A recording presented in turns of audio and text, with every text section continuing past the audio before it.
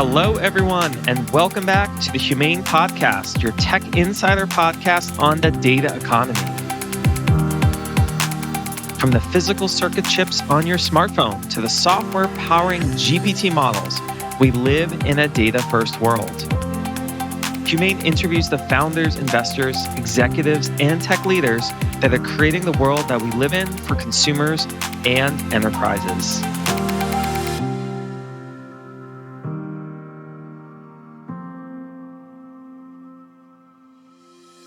Welcome back, listeners. Introducing Humane, the Tech Insider podcast on the data economy. From the physical circuit chips on your smartphone to the software powering GPT models, we live in a data world. Humane interviews the founders, investors, executives, and leaders that are creating the world that we live in for consumers and the enterprise. For this week's recording, we're featuring Javier Luraschi, who is the CEO and founder of Hal9. What's Hal9, you ask? We're going to go deep diving into the episode on that, and sounds like there's some homage to scientific literature as well. Javier, thanks so much for joining us on the show. Thank you so much for having me, David. Super excited to be here and talk a little bit about generative AI for the enterprise. Of course, it's definitely a fast track topic in 2024 since all the evolution in the last year and a half. We've been quickly moving into enterprise use cases. But before we dive into there, love to share with our listeners about yourself. You've been a very avid contributor to multiple software and data companies and packages over the years. Could you share with us a little bit about your background and what led up to founding HAL9? Yeah, for sure, David. So my background is in software engineering, and I went to school for mathematics. So I've always had this passion for data processing, even before I knew that I was going to work all my life in data processing. Obviously, mathematics is foundational block on processing data, right? From statistics to many other fields, more recently deep learning and the like. And yeah, my entire career has been about kind of like helping people and businesses do more by themselves with software in the realm of data processing. Out of college, I work at SAP in a product called NetWeaver back in the day, helping, again, integrate and orchestrate data. Then I moved to Seattle here, and I've been happy Seattle resident for many years to work at Microsoft in the Office Access team, which I don't know if that predates you, David, but I used to be a personal database for businesses to, again, help them manage their data sets, right? And, we take for granted now databases and charts, but there was a point in time in the not so distant past where even doing a chart and, analyzing a few million rows of records, it was pretty challenging. And that was kind of like the space where Office Access was. After that, I moved to work at Microsoft Research, and that's really where the fun started, I think, on my career. I was lucky enough to be involved in projects around big data and then deep learning. This way, before AI become mainstream, I had a pleasure and joy of doing one of the most interesting AI demos in Microsoft Research. Happened to present this to like 50,000 people in a stadium, and it was pretty epic. And back in the day, it was an application that would recognize what kind of dog breed something was. So again, like baby steps 10 years ago, but since then, from Microsoft Research, I moved to work at RStudio and started there what is used to be called, or it's called, the multiverse team. We were focused on AI solutions and AI products. And what I learned from there after being on Microsoft Research is that it's one thing for researchers to be able to do AI. It's a whole different ballgame to get enterprises to do AI, right? No enterprise has the resources of Google or Facebook or Nvidia or Microsoft to do AI. So we really need to build building blocks that, in my case, a big proponent of open source packages. So those building blocks usually appear as technologies like TensorFlow and PyTorch. And I got to co-author MLflow with the Databricks team from the R side, and Databricks built the Python interface. So there's a lot of building blocks that we had to build during RStudio. Well, I was on RStudio to help enterprises really take full advantage of AI. And that obviously evolved into platforms. Databricks, you might know better than me, but I think it's probably one of the most expected IPOs, either for this year or next one. And kind of like platforms got built around the research that came from machine learning, computer vision, and the like. And now we have like very interesting companies out there that provide those types of platforms. To me, really what got us to start Hal9 was, it's hard to describe it in words in the sense because it was more of an intuition when we left our studio to start what we're doing today. But we had an intuition there was another technology shift happening, and a new type of technology and platform would have to be needed. My goal when I left our studio was to build enterprise tools that allowed business users leverage some of the open source packages that I was familiar with and that I helped co-author. And that back in the day did not exist. Business users usually don't use open source, mostly because open source is based in code. So myself and my co-founders and a few other people had this intuition that we kind of like needed like a new type of platform to help enterprises be more productive. Now, over the past couple years, what we've realized is that the best way to help business users make use of open source tools which require coding is through what we know today as large language models. In general, things like GPT-3 and transformers and all the technology that came again from Google and OpenAI and the like. They happen to be very good at not just answering text questions. I'm sure your listeners have used ChatGPT, and we know that it's good at answering generic questions, text-based questions. Not only that, but it's also good at writing code. And code to us was really the transformational technology that we saw an opportunity to leverage. We can enable the business user to do more with data processing and technology in the enterprise, not by writing text, but by writing code. And if you think about this, well, computer code just happens to be a subset of text, writing poems, writing essays, writing copy, writing patents. Computer code just happens to be a subset of that. And that's kind of like where our interest is today. Like, okay, we know that enterprises have to do data processing, they have to be more efficient on their overall business processes. And we have also this superpower technology that we can refer to as generative AI, large language models, ChatGPT, and the like.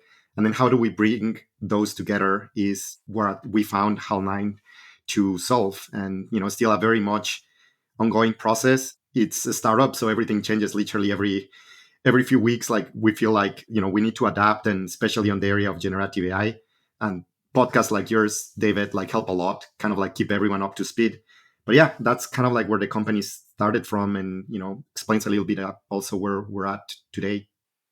It's so fascinating to hear your story in your career, Javier. To your earlier point about like if something predates my time, something that many of our listeners may not know is that I got my career started in actuarial science. And in fact, I was working on COBOL and IBM mainframes and Fortran to actually manage systems for batching jobs at night when we were just doing the classic on-premise data analysis and prioritizing those workflows. So, very familiar with the space where you got started. I remember many good days of working with Microsoft Access. It's just one of the great first databases, but of course, pre-cloud, right? And pre-scale out. It was very localized. So, sounds like you did some great contributions to one of the OG players that many of us who've been around the data block have seen and known over the years. Yeah, no, for sure. And I'm glad that you have that background. And it's funny because in some ways nothing has changed on the past 30 years, right? Like we still have data and we still have rows, and we have unstructured data in documents, and we need to make sense of all of that. So, in some ways the core problem, we're still trying to solve the same thing that we were trying to solve with COBOL or Access or the like. But in other ways, it is completely transformational the way that we've addressed the same problem. Yeah, with technologies, even deep learning, right? And now large language models and code generation and all these things, there's similarities, but also it looks something completely different that I don't know if you've done this mental exercise, David, but if someone had, could travel back in past and talk to past David and past Javier and tell us, hey, in like 20 years, right, or 25 years, or as long as it has been, you're gonna have like AI that writes code for you, and researchers would have solved all these problems, and you're gonna scale to, like trillions of rows and all these things. Like I don't know if I would have been able to believe it. It's like that would have felt like science fiction, but that's the world that we live in today. It's so incredible to see how we're always dealing with the same use cases. These opportunities have not changed from 20 to 30 years ago. A business is business, but the technology does change. And you mentioned part of your career was focused on RStudio. I'd be curious to see if you might have some insights on how the market has changed for developers. I remember there was a good time period where R and Python were, you could say, neck and neck competing in the data analytics and data science world from research and industry. And that has shifted significantly in the last few years. Curious if you might have some insights to share with our audience, if they're emerging developers or what you're seeing between the tech stack. Yeah, no, for sure. And that's a great question. So, to give you some context, I mentioned that I've always had a passion for mathematics. I did a double degree on mathematics and computer science. And when I switched from working at Microsoft Research to RStudio, RStudio really got pitched to me as, hey, we have a lot of statisticians, right, or actuaries like you, David, that don't have like a great development environment to do statistics. When I started working at RStudio, I really didn't jump ship for data science or machine learning. The transition was, hey, let's help statisticians have better tooling. And during the 5 years that I was in RStudio, I saw the transition from, well, really, if you know statistics, right, and you're using a computer, you're really a data scientist, right? And there was like the first, I would say, a skill transition there, right? From, if someone was a statistician, they might want to call themselves a data scientist, mostly because businesses and the world needed more data processing in the form of statistics, right? And modeling and the like. And then kind of like almost felt like next year, but I think it took about 2 years. The Python community really started taking off on the data science space even stronger. And even the Python community, which was growing around data science, with again the advent of technologies like TensorFlow and PyTorch and machine learning became to some degree mainstream. And I saw another transition there of skills and titles from, well, if I'm a data scientist and I already know modeling, know how to use logistic regression, linear regression, XGBoost and the like, maybe I should apply those skills to machine learning, right? And use TensorFlow and PyTorch. And again, I saw a lot of the titles move from, well, now I'm a data scientist to I'm a machine learning engineer, right? Or I'm doing machine learning. And that's where my time in RStudio finished. But now we started to talk about titles like prompt engineer, right? Or LLM engineer and the like. And right now we're in the midst of it. So I don't know if the prompt engineer title is going to stick, or we're going to have a Gen AI scientist or whatever that means. But yet again, we're in another transition where like the jobs in some ways have been reduced, right? Like we have probably less statistician job openings or less data science jobs openings, or at least they're probably growing slower. But now we have new jobs like machine learning or AI engineer and now prompt engineer and the like. So that transition was definitely interesting. And I don't think we have finished it by any means. I can just imagine that things might accelerate over the next few years and find some unexpected skill transitions that we'll have to go through, right? And especially for those that are working closely in this field. I think you're absolutely right, Javier, because the technology always changes and we're going to continue to see more technical roles open. We don't necessarily know what that tech stack looks like. We don't necessarily know what that title looks like. And we don't necessarily know what the final products look like. Though there's that consistent theme that we're moving more so into a data powered and soon to be AI powered society. And prior to you founding Hal9, you had the opportunity to work at, I'd say, one of the leading research hubs to discover like which problems you were going to solve for, which was at the Allen Institute for AI based in Seattle. Tell us a little bit more about how being at AI2 led to like the genesis and creation of what is now the modern Hal9, where you're founder and CEO. Yeah, so really the problem that we were trying to solve was helping business users take advantage of open source tooling that, you cannot really take advantage of that unless you know how to code. And to give you some background of AI2, it's an institution that got created by Microsoft co-founder Paul Allen. And the mission of the Allen Institute for AI is to help foster AI for the common good. So we obviously want to live on a world that we all take advantage of AI, and we all can grow and the like. But part of their research agenda or direction has been for many years focused on natural language processing. This predating ChatGPT, GPT-3s, and transformers and the like. They've been along for a while. And part of our engagement with them, we realized that first of all, we built a prototype, right? And started exploring. Is like, well, could we not do drag and drop to build these types of solutions that have open source code behind them? Could we actually, just automatically generate code? And how would that look like? And to our surprise, we found out that they work better than what we actually expected.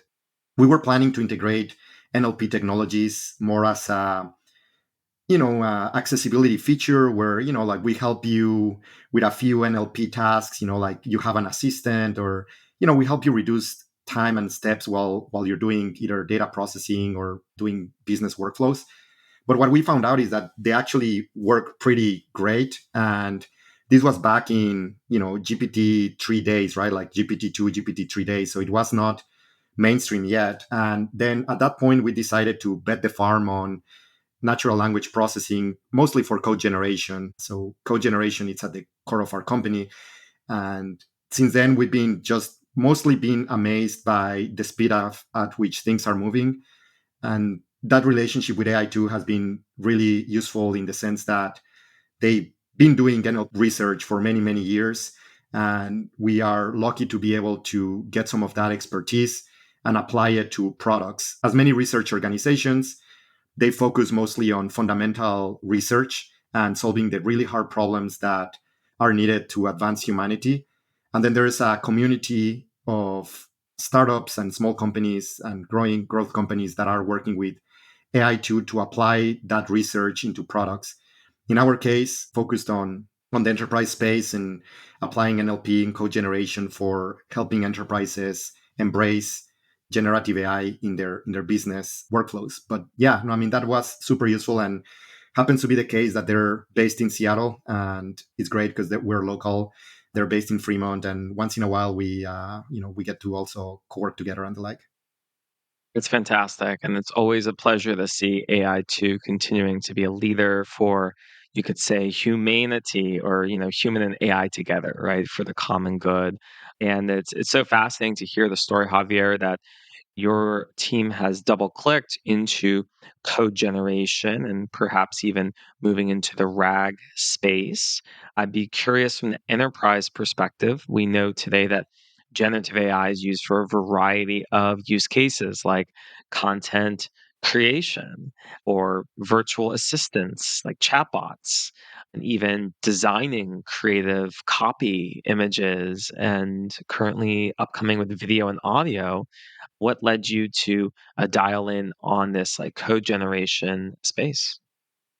Yeah, and there's also something more fundamental that makes sense to touch base before we get into code generation and why, which is since the beginning when we started the company, we put in our mission statement, we want to empower people to actually profit from AI, right? Like take advantage of this new AI revolution that we saw coming literally 3 years ago. And to us, what it's very scary and what we don't want to happen is we don't want to have like a handful of companies, right? Creating, say, like a content marketing generator, right? And just very specialized products that automate all the jobs, right? So we don't want to live in a world where as a leader of a team or a company or as a CEO, we don't want to live in a world where you just buy, say, content generation tool and that provides all your services.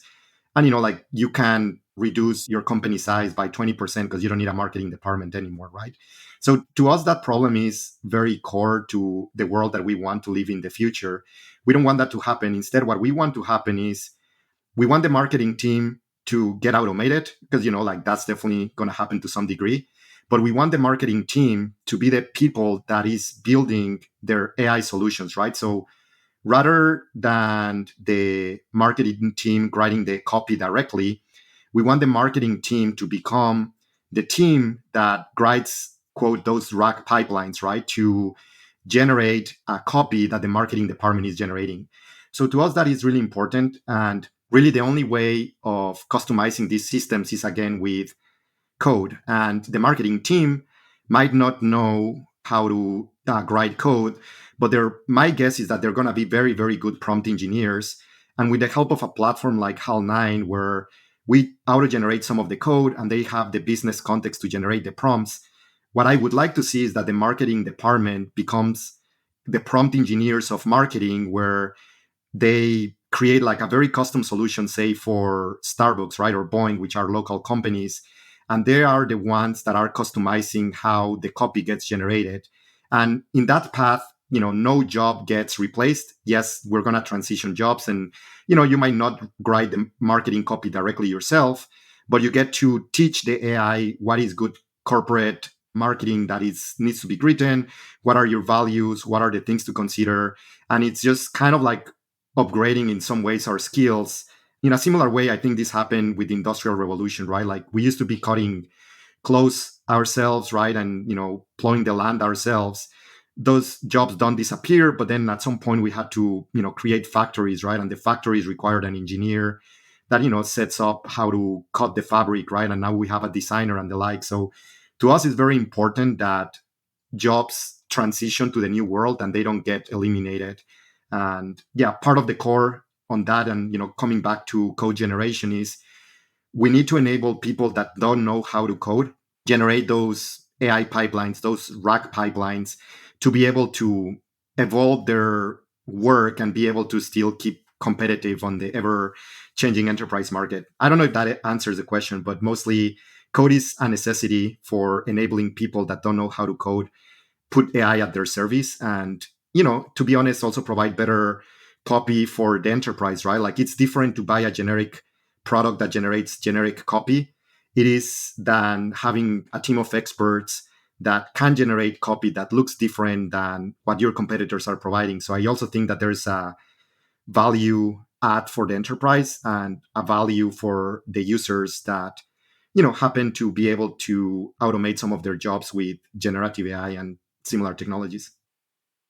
Few things that are coming up for me that you shared, Javier. Earlier on, I think you mentioned that it's unclear yet whether the title prompt engineer as a role will become one of these leading roles in the next 5 to 10 years. We can think back to 10 years ago, how often were titles like data scientist or site reliability engineer around. They may have not even been created. And so it's now this modern new roles. But I'd love to get your take on where you think prompt engineer might be going, either as a role Mhm. or a function that could be part of everyone's modern tech stack for completing a job function. I personally don't love the term prompt engineer. I mean, I love engineering. I'm a software engineer by profession, but the term engineer in prompt engineering implies that you're technical. Usually, engineers, have some background in physics and applied physics and innovation and the like, regardless of what type of engineer you are. And one of the things that to me has been very interesting as part of developing Hal9 and working with customers is that the best prompt engineers might not be technical at all, right? And the particular example that I have here is, suppose that you're building a platform to help you understand your expenses and revenue in the best possible way. When we start customizing Hal9 for particular enterprises, there is obviously like a technical part of, like, hey, we need to connect to the database X or Y, like what's the table names, that's obviously technical. But then most of the time, I would say that perhaps 80% of the actual work goes towards creating prompts and creating context for AI to understand the actual problem, right? So in the revenue case or expenses, you usually want the finance expert or the marketing expert to tell you what do they mean by customer acquisition cost, because again, every company has a slightly different definition of what goes into the cost of acquiring a customer. And that is information and that's expertise that is not on the engineering technical team. That's expertise from the business team.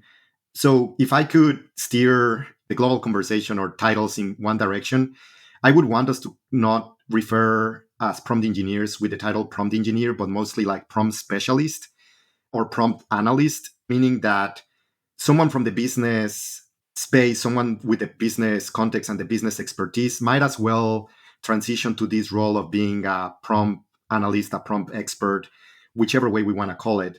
So we do think that there's a lot of opportunity there.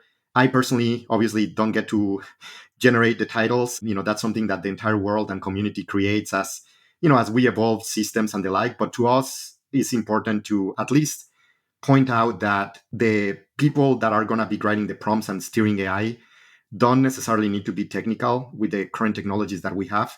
And more often than not, that expertise lies in business user or domain expertise experts that happen to be able to steer the AI in a better way.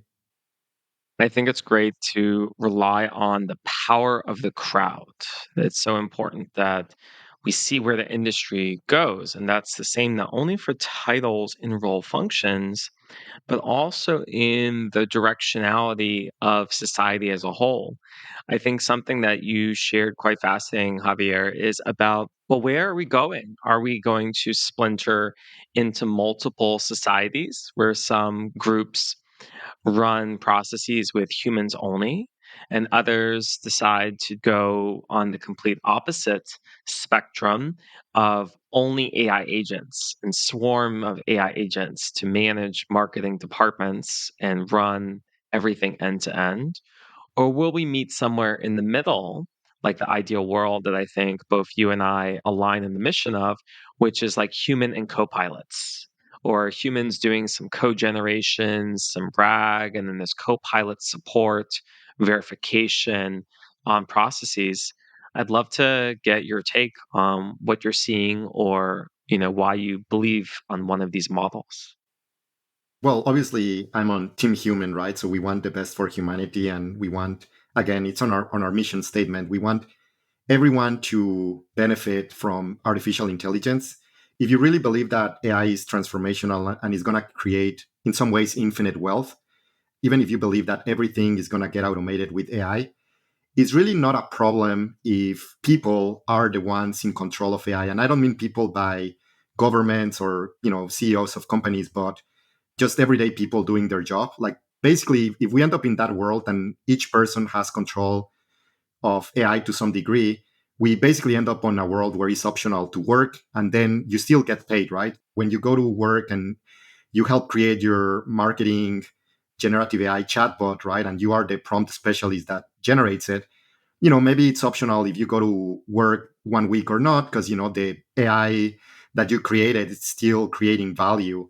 So I very much want to live on that world. And I also think that, you might argue is like, well, why wouldn't your boss like fire you, right? Like you're not coming to the office for 1 week. I do think that the way that we solve that problem is by assigning responsibility and value, right, to the person. So in some ways, I think our job gets transformed to mitigating risk on the enterprise, right? And the person that is running the marketing chatbot, right, or different marketing chatbots, right? Perhaps there's one for Twitter and one for Instagram and Facebook and LinkedIn and the like. You're not really getting paid for doing a job. You're getting paid for doing the outcome. And I want to believe that that's kind of where we're going as a society, where we're in a company really to create value. And obviously, people will always have to get fired for performance reasons at some point, but it's not about putting more hours of work and filling your week with busy work. It's about how do I create and how do I automate this task in the best possible way to create value for the company, right? And that way, we all get to keep our job. In theory, we should be able to work less hours because like a lot of the processes are automated. But from a enterprise point of view, you still want to assign value and reward to specific units such that you can change them, right? So in the future, I would think that we don't get fired for not working hard enough, but we get fired if we tell our AI to not do something correctly, right? Or we set the wrong values on the marketing campaign and the like. So performance and moving upwards in your career and the like, those are things that probably are not going to change. But I do think that there's a room for all of us to kind of like participate in that. I also truly believe that it's a better system. I really don't believe that there could potentially be a corporation that says we're going to be 100% automated. Our CEO, like, we only takes money and runs everything. I really don't think that that's necessarily more efficient than a company that has people that is steering AI and troubleshooting it in the right direction and passing expertise, or even our own humanity and our way of looking through the world. Like, that should add value, right? It doesn't remove value, even if you argue that as humans we might have less value than AI, which I don't believe. But even if you take that position, a company that takes advantage in a good way of humans like should be more efficient than a company that is 100% automated. That's where my heart is at. Obviously no one knows the real answer, but I do truly believe that the humans will play a central role. It's just not going to be the role that we think that we play, right?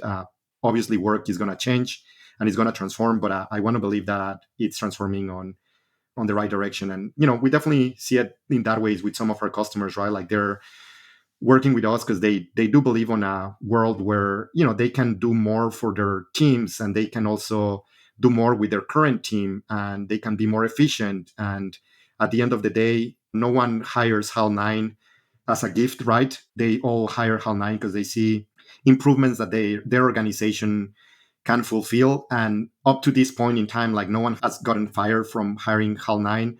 The opposite tends to happen. Once you start providing more services to your business teams, they also have higher expectations, and they tend to expect more from the team that hire Hal9. So definitely, I do believe in that vision where we help teams evolve, be more productive, and also hopefully, get more fulfillment, not just of life and work, but in general of their whole career. And so continuing on that lens about your company and the product, and as you mentioned, Javier, hiring HAL9, right? Kind of humans and machines together, these co-pilots or these co-generations. Tell us a little bit more about the product today. Where are you in that build, and what are some of those use cases that you're enabling? Yeah, so the very simple way of identifying if you should be using HAL9 is when you think of a business process that could be done better with ChatGPT, right? Or assisted by ChatGPT. This very simple way of explaining HAL9 is like, hey, if you need to use ChatGPT in the enterprise, talk to us. And the challenges is that, well, ChatGPT is a generic tool. It has data privacy issues for many companies. Like, you cannot upload all your database or all your documents to ChatGPT and just call it a day. There's also many customizations that you want to do from, say, the replies that you get from ChatGPT, right? So in general, it sounds easy in practice, embracing ChatGPT or similar technologies like Gemini and LLMs. But in reality, when you're trying to integrate those technologies in the enterprise, you hit various issues. And that's really what we provide on our product, is a platform that allows the enterprise to get kind of an appliance ready to use conversational interface that can connect to any large language model. And concrete value that we provide is, we notice that whenever we work with customers, each customer, in order to have a conversational agent or AI integrated into their company, all of them need to invest in a chat interface, in a vector DB, choosing their LLM, like having some prompt monitoring, like prompt storage, like fine tuning. All of these were tasks that are unrelated to their company at all. It's just lists that you need to go through in order to embrace generative AI in the enterprise. So what we did is, like, we put all of those tasks. I would say that is like 95% of those tasks. We put them together in a product called HAL9 Enterprise that then you can install in your own cloud. And then from day one, you get to have like a chatbot that connects to specific large language models and can provide value. Now, what is interesting is that, again, we do provide that from day one at a much more effective cost and much more timely than what you can do if you were to implement everything yourself. But then the really interesting remaining work is, how do we customize the chatbot, right? Like, how do we make it work better than ChatGPT for our enterprise? And again, this circles back to the prompt specialist, like, who's the person that is going to direct AI how to answer the questions better, and what context does it need, and what data does it need. So to us, even though we save you 95% of the work, that 5% of remaining work is really another, like 3,000% of work that over the next few years, your company should become really good at customizing ChatGPTs, making them better, making them more efficient, making them less error prone and the like. But yeah, I mean, we provide a box that already has all the bells and whistles and batteries that you would need to have your own enterprise conversational AI. And the interesting fun part is that every enterprise needs to customize that in ways that help them achieve their competitive goals and the like. And we also provide some help with that, but we actually got feedback from customers that that expertise is a strategic asset that they want to own in the organization. They want to be the ones that teach AI how to behave better to solve enterprise problems. And our platform just enables that for them to be more efficient. It's so fascinating what you're hitting on, Javier, which is the evolution of companies. And I think in the AI levels of maturity, much like how many years ago McKinsey had their levels of maturity to be data mature, companies today are questioning, how do we become AI enhanced? How do we have AI product extensions? How do we become AI enabled? And it's great to hear that Hal9 is supporting companies who are looking for up leveling, having some fine tuning, having custom results based on their data, which is definitely, I think, perhaps the direction we're moving in. And that'll lead us towards like what's upcoming. Generally, what's your take on the future of LLMs in the enterprise? Are we going open source, closed source? Where do you see the winners? I know this is a whole topic we could probably spend hours on, but curious your general approach here. Yeah, so I don't have a strong point of view between, open source and closed source and the like. But what I'm very confident of is that it's going to be really hard for one company to win the entire market, right? So thinking about OpenAI, say there's a lot of value in having different LLMs, and some companies, yes, they want to run them on premise, and open source is like a great option for that. But even right now on the nascency of LLMs, we see companies where they have already decided to use or not use a specific LLMs, and there's also cases where it actually makes sense to use variety of them, in some cases training them. So I do think that on the long run it's going to be a variety of LLMs for different purposes, and the ultimate goal, I think, is for the enterprise to own their own LLM. I do think that in the same way that your database of customer records, right, is a strategic asset that you want to own, you also want to own the LLM. Now, that doesn't mean that the LLM, in the same way that a database doesn't necessarily live in your organization, right? Like you might have it running on AWS or Azure or Google or whatever. That's also fine. Like the LLM might run in different places, but I do think that organizations will want to customize it. And there's going to be a lot of opportunity, not just for one winner, but for many winners. And obviously, I would be a fan of open source LLM to keep evolving, but also having closed source LLMs that are configurable and customizable and fine tunable. They also have like a good chance at being some of the most used tools in the LLM space. Absolutely. I'm a big proponent of all the different models coming out. At the time of this recording, in the first half of 2024, we've seen so many releases, even from companies like Snowflake and the Databricks of the world. So, really exciting to see a lot of new models come out, being fine tuned. And it's excellent to see what, Javier, you and your team at Hal9 are building for generative AI in the enterprise around data analytics. Love to learn if you could share with our listeners any call to action or next steps for those who'd like to learn more about partnering with you and your startup. For sure. So I would say that if you're a student or, if you're not working on the enterprise, you can head to hal9.com and play with our platform. So we have online platform that you can use as well for personal use and the like. And if you happen to be in an enterprise that knows that in order to stay competitive, you need to embrace generative AI technologies, you can also head to hal9.com and you can request a demo, right? And basically, requesting a demo means chatting with our team, obviously here to help and understand your particular pain points and interests and help you navigate this space. So head out to hal9.com and let's chat. Excellent. Javier Luraschi, the CEO and founder of Hal9. Thanks for joining us today on Humane. Thank you for having me, David. Thank you for listening to this episode of the Humane Podcast. Did the episode measure up to your thoughts on ML and AI, data science, developer tools, and technical education?